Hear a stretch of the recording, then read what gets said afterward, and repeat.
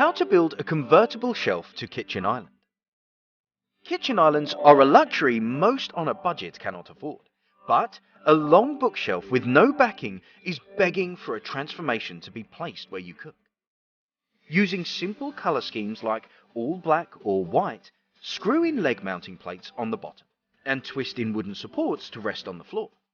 Then paint a piece of wood to match the tone of the shelf and drill it onto the surface. Coating it with sealant will give the shine of traditional kitchen islands.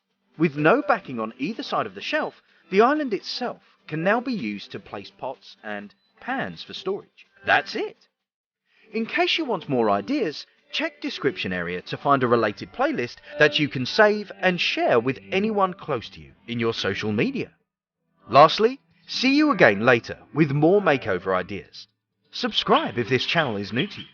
And thanks for your time.